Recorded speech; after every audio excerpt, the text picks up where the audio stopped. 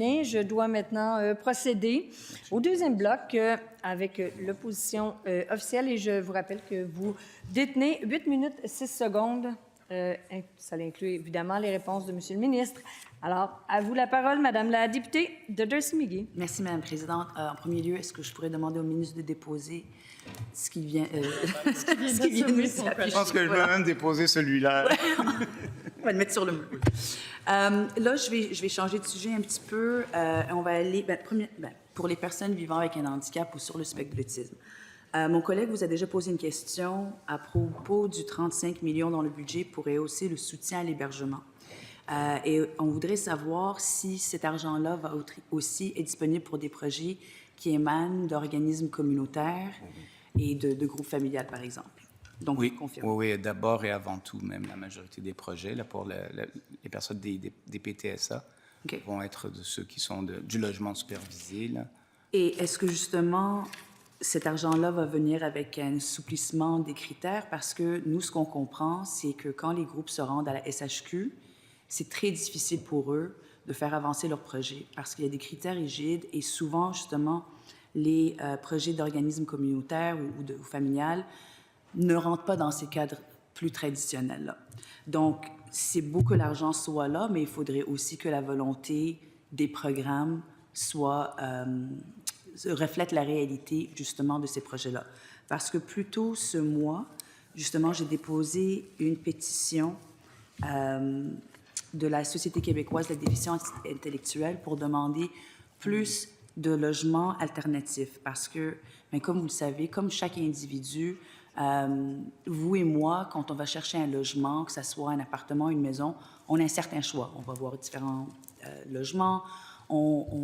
Celui qui répond le plus à notre réalité, c'est celui qu'on va choisir. Souvent, les personnes avec un DI ou une TSA, ils vont être sur une liste d'attente pendant plusieurs années. Et là, après 3 ans, on leur offrira pas, on va dire, voici le logement que nous avons pour vous, même si ça ne reflète pas la réalité de leurs besoins et de leurs conditions. Alors, justement, le but de ce projet, le but de cette pétition-là, c'était pour avoir différents types d'hébergements qui répondent aux réalités de chacun. Ça peut être mixte, ça peut être supervisé ou non, quoi que ce soit.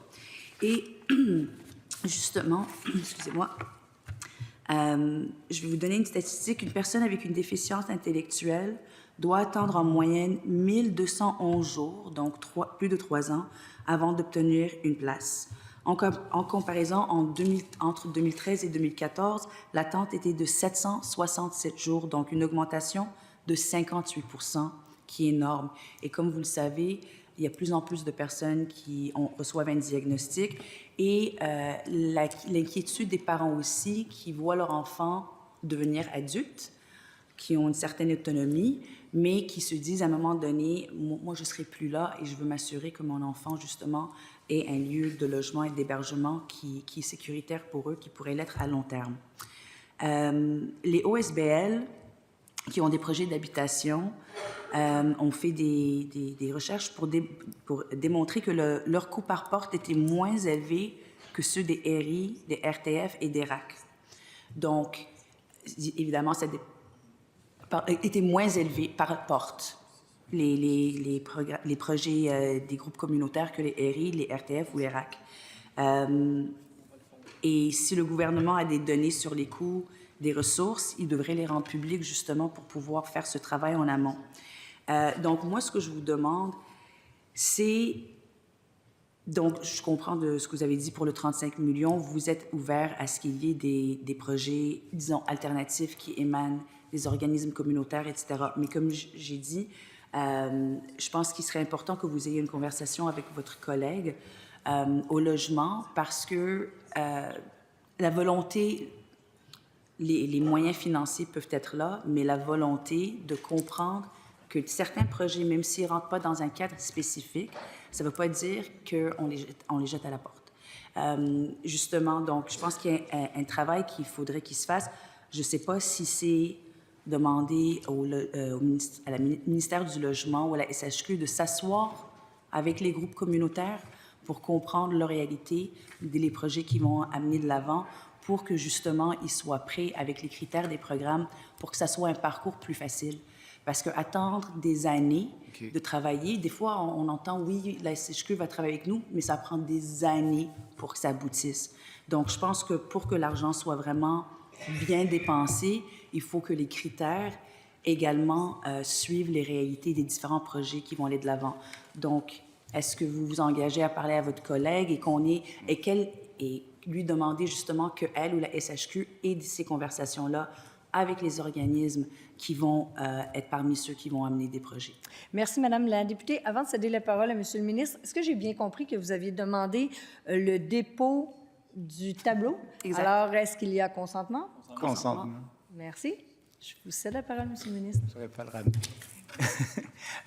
Non seulement je m'engage, là, mais je m'engage à l'amener à la table du comité interministériel. OK. C'est bon? Je ne peux rien dire de mieux que ça. Merci. Il vous reste 2 minutes 27 secondes, Madame la députée. OK. Là, je vais aborder quelque chose de façon vite. On va parler du répit pendant quelques minutes et le programme que vous avez mis de l'avant il y a quelques années. Alors, on est dans la 3e année, si je ne me trompe pas, sur 5 ans, mais on a été informé par plusieurs groupes sur le terrain, dépendamment de la région, que dans la première année du programme, il y a des régions qui n'ont reçu aucun argent. Il y a des CIUS qui ont fait aucun appel d'offres. Et l'argent qui n'a pas été dépensé, vous avez dit en période de questions qu'il allait être remis dans les années antérieures.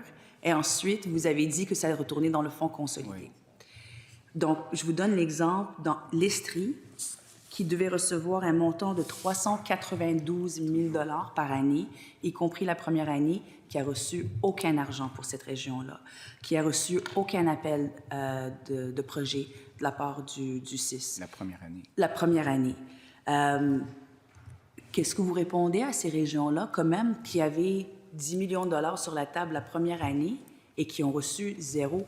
Comment est-ce qu'ils vont se faire récompenser pour cet argent, justement, ils n'ont même pas eu la chance de proposer des projets pour avoir accès à ces fonds-là? Merci. Monsieur le ministre. Ben, écoutez, ça, c'est les règles du Trésor. Là, ce qu'il faut comprendre, c'est que nous, on pensait qu'il y avait déjà des voies de passage ou des voies comptables pour ce programme-là.